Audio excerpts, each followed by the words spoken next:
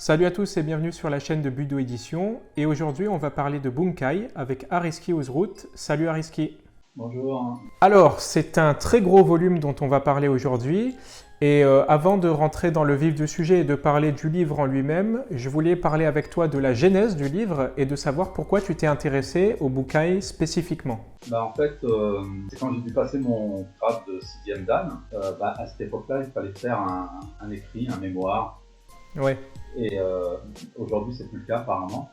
Je savais pas trop quoi écrire. Et en même temps, je savais quoi écrire, je voulais écrire sur Bunkai, mais en même temps, je me suis dit c'est beaucoup de travail. Et du coup, j'ai voulu faire ça sérieusement. Et je me suis dit, parce qu'en fait, à cette époque-là, ça faisait une bonne dizaine d'années déjà que je travaillais sur le sujet. Et je me suis dit, voilà, j'ai mon sujet, pourquoi je vais chercher midi à 14h. Sauf que c'était vraiment trop de travail par rapport à l'examen. Donc en fait, j'ai fait une première partie. La première partie, en fait, une partie du livre où je présente un peu les principes et quelques clés de décryptage. Je me suis attelé à ça avec l'idée d'écrire, de l'étoffer ensuite et d'écrire le livre. Tu avais déjà en tête l'idée des clés de décryptage à l'époque. Voilà, je me suis dit, je vais faire un mémoire, mais dans le but de le prolonger, d'en faire un livre. Ouais. Parce que j'ai vraiment beaucoup de matériaux, comme ça qu'est né le livre. Finalement, c'est ce qui m'a poussé à écrire. Et sinon je l'aurais pas fait. Et en même temps, alors ça c'est l'aspect vraiment écriture. Et l'autre côté, c'était quand je parlais avec des collègues de karaté, d'autres professeurs de karaté, on se rencontrait dans des manifestations, etc. À un moment donné, je me suis rendu compte qu'on n'était pas tout à fait au même niveau de compréhension des choses. Moi, j'avais l'impression, comme je suis passionné, je me disais, comme tous les passionnés, ils doivent être comme moi, quoi. J'ai rien découvert de spécial, je fais rien de spécial de plus que les autres. On en est tous au même niveau.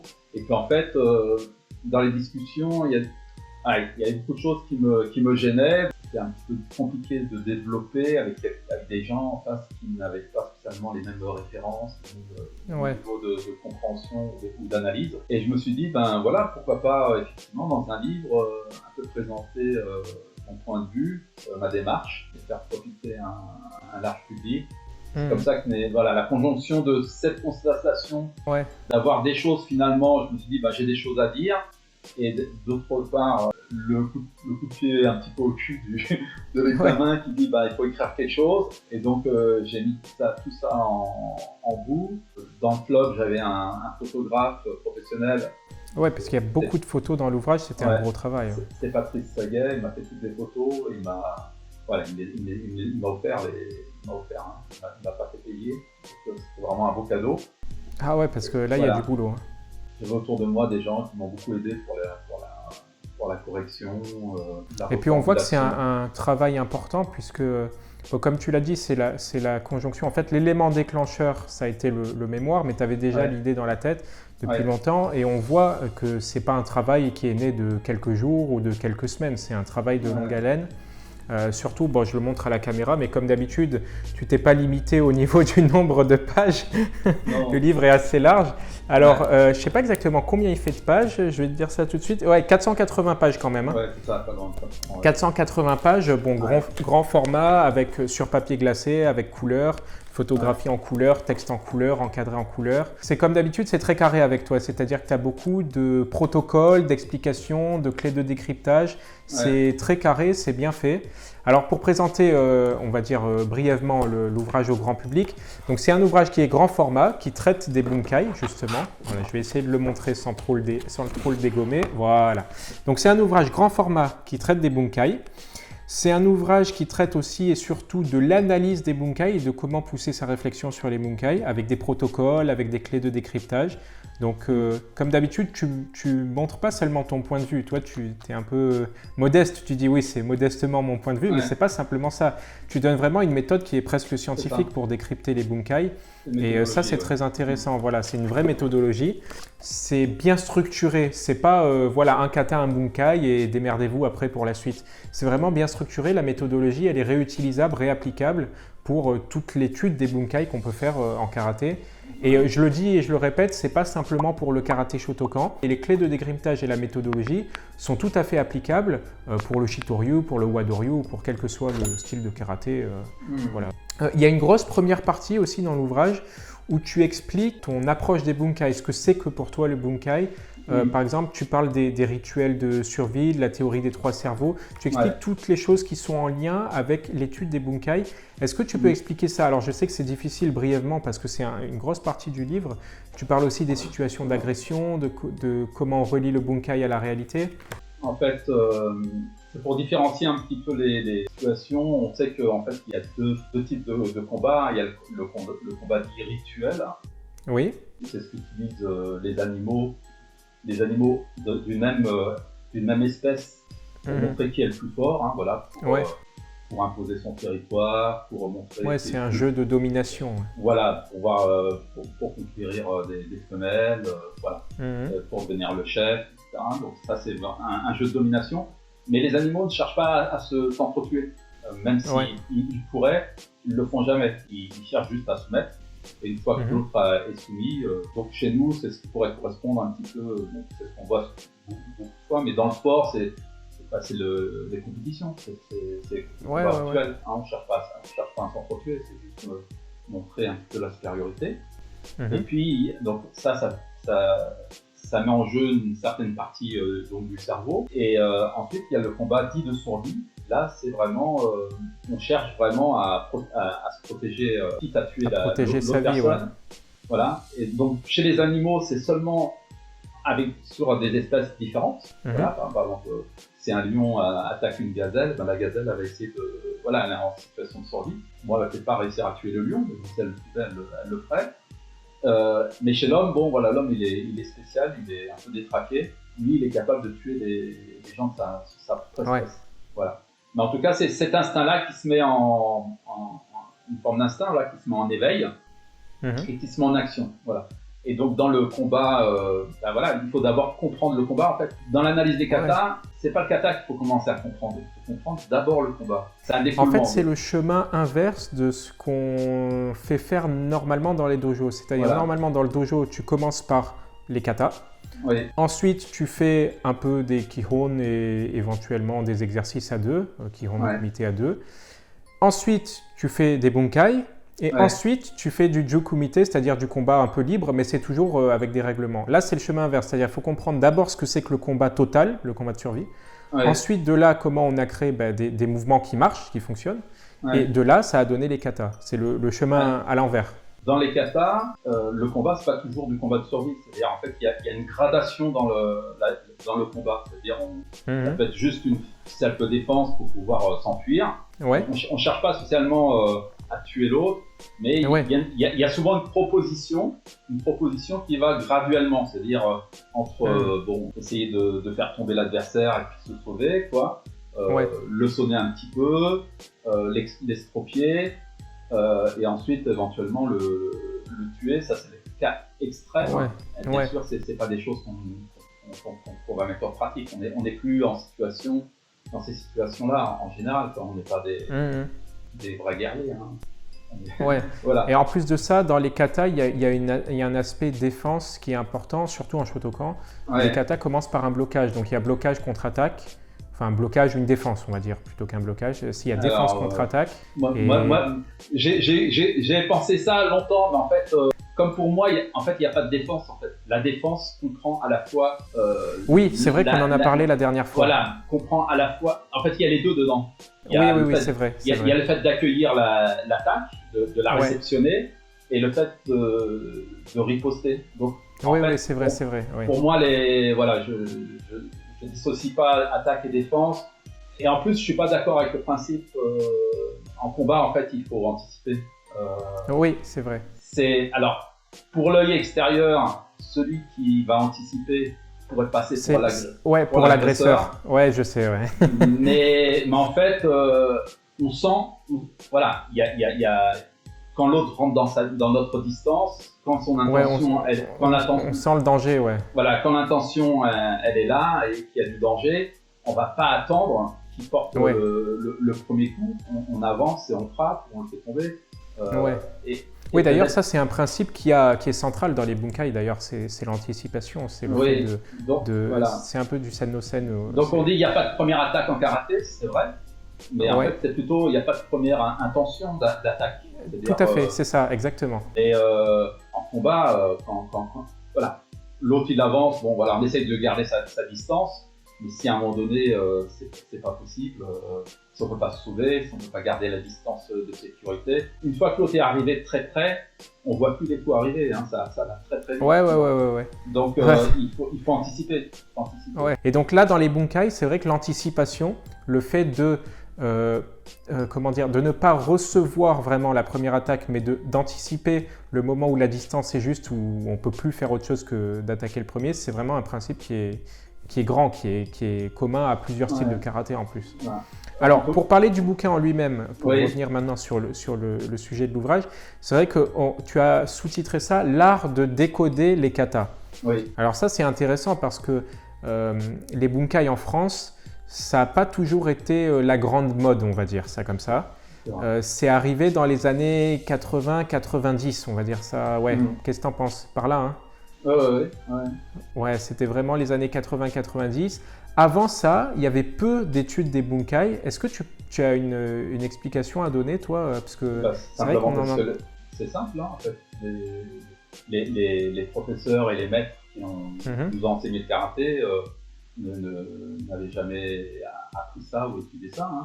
Moi, je me souviens plusieurs fois dans le stage de Shirai Sensei, qui enseigne en Italie. Il a été assez humble, hein. Il nous a dit, moi quand j'étais à la JKA, quand j'étais jeune, nous ce qu'on faisait c'était que de la compétition. En fait, il dit les katas, on les faisait pour la compétition. On ne nous avait jamais appris les bunkai. Alors certainement on leur avait expliqué 2-3 mouvements, comme on voit dans les vieilles vidéos de Nakayama, des choses qui sont improbables, quoi. mais bon, après c'était l'époque, hein. Mais il nous a dit qu'il avait ensuite fait son travail, qu'il avait été à Okinawa. C'est vrai qu'à Okinawa, il a étudié, je crois qu'il a étudié le Goju-Ryu, il a étudié aussi le Shoryu. Oui, d'ailleurs, c'est commun à beaucoup de maîtres de cette époque-là, de la JKA. C'est-à-dire qu'ils ont commencé à beaucoup enseigner en Europe, ceux qui sont partis en Europe pour enseigner. Et ensuite, ils se sont rendus compte qu'il leur manquait une partie du karaté. Puisque nous, on leur pose des questions quand ils nous enseignent. On leur dit, mais ça, pourquoi on fait ci, pourquoi on fait ça? Ce que les Japonais font pas forcément. Eux, ils acceptent sans trop poser de questions. Et donc, ils se sont rendus compte qu'ils n'avaient pas toutes les clés de réponse. En parlant de clés, d'ailleurs, les clés de lecture des katas. Et donc, effectivement, beaucoup ont fait le choix de retourner à Okinawa pour apprendre vraiment plus en profondeur à la fois les katas et les bunkai. Mais je pense aussi que dans l'enseignement du karaté d'avant, des années 30-40, on enseignait kata et bunkai, c'était une seule chose en fait, c'était pas deux choses séparées. Je pense que quand on enseignait le kata, le maître, s'il enseignait directement à un seul disciple ou à une petite poignée de disciples, il enseignait aussi en même temps les applications. Je ne crois pas qu'on séparait les deux. Oui, je pense qu'effectivement, dans l'enseignement de karaté à l'origine, c'était comme ça. Sauf qu'il y a eu le karaté qui a été introduit, le karaté de masse, notamment dans les écoles. Et c'est le karaté des écoles en fait. Et c'est ce karaté d'école en fait qui nous a été transmis, surtout transmis. C'est-à-dire ça c'est une notion qui plairait à Jean-Charles Juster, ça. Il en parle beaucoup du karaté. Il faut l'écouter. Hein. D'ailleurs, il utilise le terme Gakko karaté. Tout à fait. Le karaté d'école. Et en fait, c'est ce karaté qui nous a été légué, c'est-à-dire un karaté où on fait beaucoup de répétitions sans comprendre à quoi servent les mouvements. C'est très formalisé. Des explications sommaires des mouvements, genre ça c'est une parade et ça c'est une riposte. Et encore, moi je dis parade, certains disent blocage. Puis on fait des mouvements, et puis on est censé comprendre les choses à force de répétition. De répéter, tout à fait. Mais bon. Oui, dans les faits, c'est pas tout à fait comme ça. Ça c'est un petit peu compliqué, quoi. Alors, le côté positif de ce problème-là, c'est que du coup, ils ont créé autre chose. Ils ont créé leur karaté. Ils ont cherché une forme d'efficacité à leur manière, ce qui a rendu leur karaté d'une manière un petit peu unique. Et puis, ils ont exploré des voies qui ne leur avaient pas été enseignées, mais ils ont cherché aussi à leur manière. Mais c'est vrai que sur le plan des katas, ils étaient un un peu dénudé, sans trop de connaissances, et très embêté certainement par rapport aux explications qu'ils pouvaient donner dans les bunkai, aux étrangers comme nous, parce que en plus les katas occupent quand même une part centrale ou importante dans l'enseignement du karaté. Donc à un moment donné, enfin, occupe ou occupé, on peut en parler, mais c'est plutôt occupé. Il faut commencer à utiliser le passé, hein, j'ai l'impression. Oui. Malheureusement, mais bon, enfin bref. Bon, alors on va revenir sur le bouquin, parce que sinon on va parler des heures de l'histoire du karaté. Oui. Je vais lire un petit peu le sommaire pour que les gens puissent un petit peu se rendre compte de tout ce que tu expliques dans l'ouvrage, parce qu'il y a beaucoup de choses. Alors l'ouvrage, on va dire ça comme ça, est divisé en plusieurs livres. Il y a le livre premier avec l'approche méthodologique, donc là où tu expliques tous les aspects méthodologiques, les clés de décryptage, tu expliques la définition de ce que c'est le bunkai, tu expliques ce que c'est que la genèse des katas, tu expliques les évolutions historiques inéluctables des katas, des bunkai. Tu expliques aussi les situations d'agression et leurs liens avec le karaté, avec les techniques, etc. Les outils pour décoder les katas. Donc le livre 1, c'est vraiment l'approche méthodologique. Dans ce livre 1, tu expliques les clés de décryptage, donc on en a souvent parlé de ces clés de décryptage. Donc tu as 28 clés de décryptage dans un chapitre avec, chaque point donne une idée. C'est un petit peu comme ce que tu avais fait sur La vie est un dojo. Chaque idée est développée et donne un point supplémentaire au lecteur pour pouvoir approfondir. Ensuite, tu as le récapitulatif des clés de décryptage et ensuite, tu as faire évoluer la forme vers le combat. Alors ça, c'est un aspect intéressant du karaté. C'est-à-dire que la forme standardisée, elle a besoin d'une adaptation pour être utilisée en combat. Bon, c'est un aspect qu'on utilise souvent. Et ensuite, on passe au livre 2. Donc là, tu as l'étude de cas avec le kata Kankudai. Et donc, tu expliques sur plusieurs chapitres, avec des illustrations, avec beaucoup d'illustrations d'ailleurs, je vais montrer après à la caméra. D'abord, tu as des introductions où tu expliques ce que c'est que le kata, ce que c'est que les instructions orales du kata, comment on le présente, comment il est construit, comment il est structuré, etc. Et ensuite, tu présentes chaque séquence du kata, divisé en plusieurs phases. Donc comme d'habitude, quand je dis que c'est carré, là, ça ne peut pas être plus carré. Et donc tu présentes plusieurs phases et à chaque phase, tu présentes exactement le bunkai, l'explication et tu rentres en profondeur dans le sujet. Oui, c'est une étude pratique en fait, de la méthodologie. C'est ça, exactement.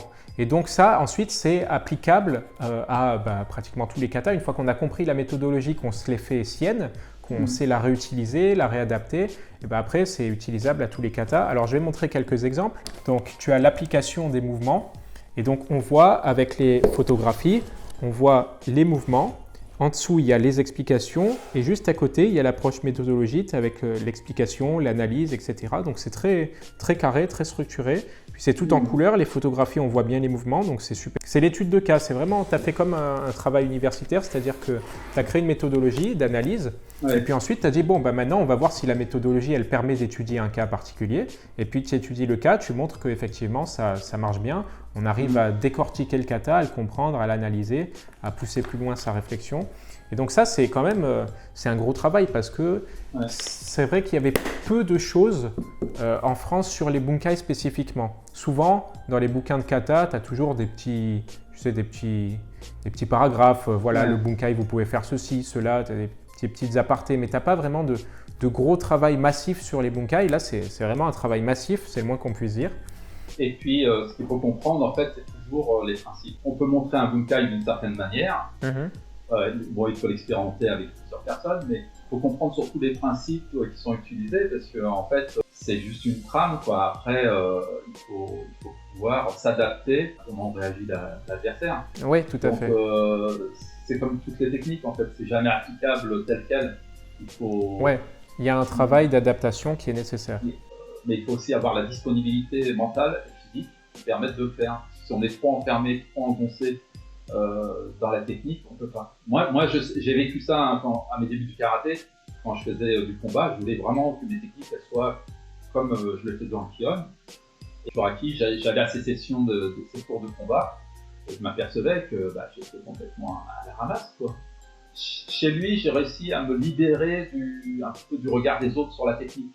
Et du coup, je me suis libéré et j'ai compris qu'en fait, il fallait effectivement plus se libérer, plus s'adapter, qu'il ne fallait pas s'attacher à la forme. Et s'attacher à la forme, c'est déjà avoir perdu d'une certaine manière. Il y a un peu ça me rappelle un peu un problème qu'il y a en boxe anglaise aussi. C'est, tu sais, les boxeurs au début, quand ils sont débutants, quand ils font du shadow, bon, c'est pas terrible. Ouais, Petit à petit, ils progressent en shadow boxing, donc leur technique, elle devient propre, on va dire, en shadow. Et en combat, c'est toujours brouillon, parce qu'ils essayent vraiment de faire la même technique qu'ils font en shadow, quand ça devient propre en shadow, ils essayent de faire la même chose en combat, et ça n'a aucun... C'est ridicule, ça n'a aucun sens. Tu peux faire une technique parfaite face à un miroir ou dans le vide. Après, quand tu dois l'appliquer en combat, tu dois gérer la distance, le timing, ta position par rapport à l'autre qui est plus à droite, plus à gauche. Enfin, forcément, la technique, elle va être modifiée. Tu ne peux pas faire exactement la même. Là, je regarde une série sur le sumo. Ouais.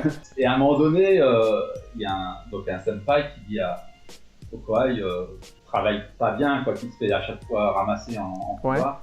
Il lui dit qu'il faut relier les points. Il lui dit, toi, tu es juste un point. Mais en fait, c'est ça, en fait.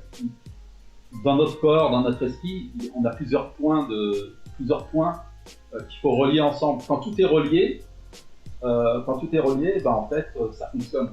Mais quand tout est séparé, alors au début, tout est séparé, c'est normal. Ouais. Mais c'est un peu comme un puzzle, en fait. C'est ce que Miyamoto Musashi appelait atteindre l'unité. Oui, c'est ça. Il faut trouver une unité. Voilà. Et c'est pareil dans la connaissance. Avoir des connaissances, c'est bien. Mais on voit par exemple qu'à l'école, les élèves qui réussissent, c'est ceux qui font des liens entre les connaissances. Tout à fait, c'est vrai. Voilà, avoir des connaissances en histoire, en maths, en français, etc. Séparément, c'est bien, mais vraiment les élèves bons, c'est ceux qui relient tout. Et c'est pour ça d'ailleurs que, tu vois, moi je comprends cette méthodologie, je la trouve très bien. C'est d'ailleurs une chose qui me semble très bien de commencer par parler de la méthodologie dans l'ouvrage. Au début, quand j'ai regardé le plan de l'ouvrage, j'ai dit tiens, on commence par la méthodologie, c'est très bien. J'ai fait pareil pour mon mémoire universitaire. Il commence par parler de la méthodologie, c'est très bien. Et en fait, j'ai compris, toi aussi tu penses comme moi, c'est-à-dire la méthodologie, c'est ça qui permet, une fois qu'on l'a compris, de relier tous les points et de comprendre, de relier les connaissances entre elles. Si on n'a pas la méthodologie, on ne comprend pas vraiment, on fait qu'appliquer ce que d'autres ont compris. Moi, je me souviens un professeur de karaté, qui est mon senpai, un jour, il m'a dit, tu sais, il y a deux façons de noyer un élève. Soit tu lui donnes pas d'informations, tu lui apprends rien, et dans ce cas-là, il connaît rien. Soit tu lui donnes beaucoup. Mais de tout ça, il n'arrive à rien en faire. Il faut qu'il trouve par lui-même une partie. Voilà, et en fait, si on veut vraiment que l'élève apprenne, il faut l'aider à faire le lien. Après, il y a son travail personnel à faire, mais c'est lui donner vraiment les outils pour connecter tout. Et quand on a ça, ça peut faire vraiment la différence en termes de progression. C'est un peu la méthodologie chinoise pour l'étude. Tu sais, l'étude des classiques confucéens. Ils disent le sage ne gravit pas la montagne, il montre juste le chemin. C'est un peu ça, c'est-à-dire que tu ne dois pas faire le travail à la place de l'élève, tu dois lui montrer comment lui, il peut faire. Et normalement, si tu fais bien ton boulot et que tu montres une bonne méthodologie, après l'élève, il peut gravir les étapes lui-même, avec ton aide, avec ton soutien, avec tes conseils et tout, mais il peut faire le travail lui-même. Moi, je pense que dans le karaté, c'est pour ça que ce genre de bouquin, c'est vraiment intéressant, c'est que ça fait partie des très très bonnes évolutions du karaté moderne. Tu vois, dans le karaté moderne, on peut critiquer beaucoup de choses.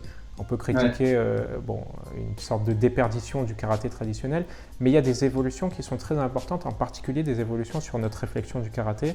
Et moi, je pense que ça, c'est vraiment le genre de réflexion, celle que tu as eue sur les bunkai, celle que tu as eue aussi sur La vie est un dojo, par exemple, qui est vraiment super. Je pense que ça fait partie du genre de réflexion qui font vraiment évoluer les arts martiaux. Et même si c'est, tu vois, à notre niveau en France, bon, on n'est pas au Japon, terre centrale des arts martiaux, mais même si c'est à notre niveau en France, je pense que ça aura un grand impact sur les prochaines générations de professeurs. S'ils utilisent ce genre de choses, ils seront bien mieux préparés à enseigner que les générations précédentes. Oui, tout à fait.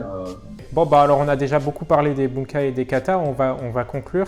Donc cet ouvrage qui est publié chez Budo Édition, qui s'appelle Bunkai, l'art de décoder les katas, est disponible au prix de 59,80 €. Donc comme d'habitude, il est disponible partout, que ce soit à la FNAC, en librairie, sur Internet, sur le site de Budo Édition, sur Amazon, partout.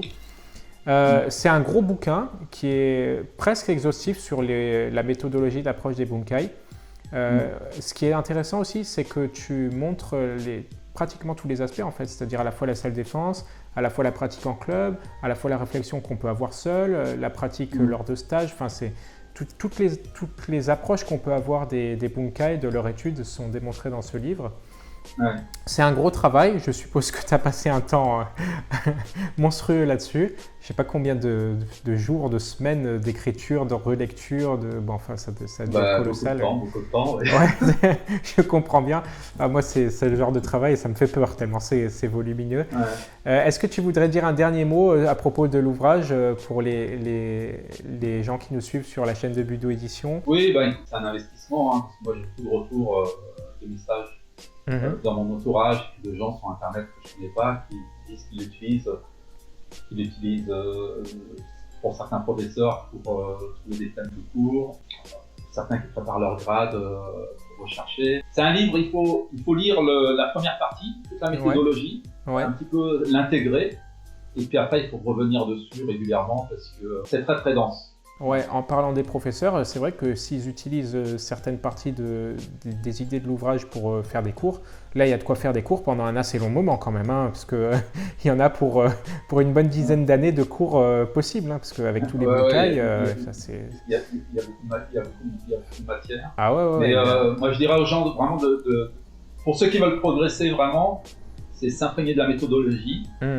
Et ensuite, moi j'ai des élèves qui sont bien imprégnés de la méthodologie et je regarde leur bunkai avec beaucoup d'intérêt. Ils font des choses auxquelles j'ai jamais pensé.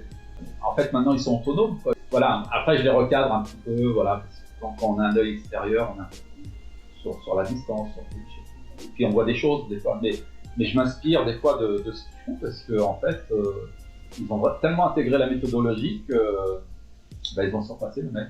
C'est que le maître a bien fait son travail. C'est ça, exactement. Ok, bon on va conclure. Je remercie tous les lecteurs, tous les gens qui nous suivent sur la chaîne de Budo Édition. Si vous n'êtes pas abonné, vous pouvez le faire si ce n'est pas déjà fait. Suivez-nous sur Facebook, sur Instagram, on est présent sur les réseaux sociaux. Suivez aussi Areski qui a des... Alors toi, tu as plusieurs pages Facebook. Pour chacun de tes livres, tu crées une page spéciale, si j'ai bien compris. Ouais, c'est ça. Donc là, il y a une page déjà pour Bunkai, l'art de décoder les katas. Et puis, si vous venez régulièrement sur la chaîne de Budo Édition, il y a d'autres interviews qu'on a fait avec Areski qui sont très intéressantes au sujet des katas, au sujet des bunkai, au sujet du kihon, au sujet du karaté en général. C'est très intéressant, je vous invite à aller les voir. Je te remercie Areski d'avoir été avec nous, c'est toujours très intéressant de te parler, en particulier de parler de karaté avec toi. J'espère qu'on se retrouvera bientôt pour une nouvelle interview. Et puis je vous dis à bientôt pour une nouvelle interview sur la chaîne de Budo Édition. Salut! Au revoir, merci.